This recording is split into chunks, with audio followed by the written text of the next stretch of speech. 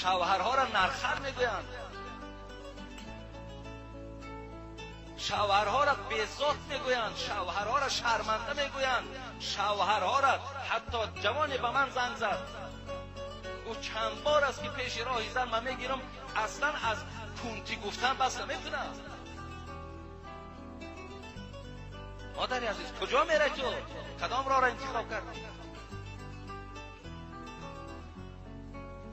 امروز مادرایی داریم که فرزندی که با تمام درد و سوز او را به دنیا آوردی، تولد کردی، چقدر عذابها کشیدی در تولد او، در برداشتن او، در پرورش او. امروز 3 سال بچه به جای رسیده است، مادر در دهن سلام کنه میگه بچه را یا دختر است، تو از او چی آداب بگیری؟ از او تو حرمت بگیری؟ یک جوان برای اویلادор шудан ба духтаре вохӯрӣ баромад. бо духтар гап зада ва ҳамдигар маҳқул шуданд. ҳарду тӯй шуданд. баъд аз тӯй зан ба шавҳар гуфт: биё мусобиқа мекунем. шавҳар гуфт: чӣ хел мусобиқа? аз ёд кардани сураҳои қуръон ва оятҳояшро мусобиқа мекунем. кани кӣ бисёр аз ёд мекунад? шавҳар розӣ шуд ва ҳарду аз пайи аз ёд кардани қуръон шуданд. аз паси рӯзҳо мегузашт. ҳар дафъ шавҳар бисёртар аз ёд карда занашро мақбул мекард.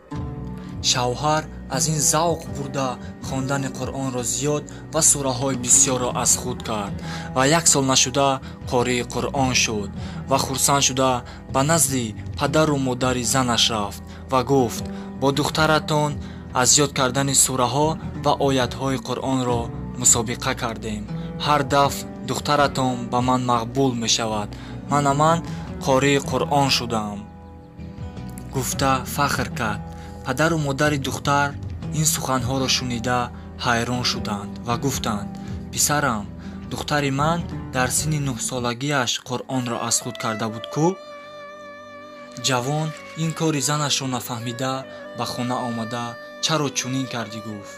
зани оқилаш гуфт: вақте бо шумо бори аввал вохӯрдам, шуморо аз дин дур буданатонро дидам ва ба шумо ба шавҳар баромадам.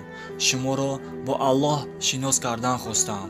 шуморо ба дузах афтиданатонро нахостам.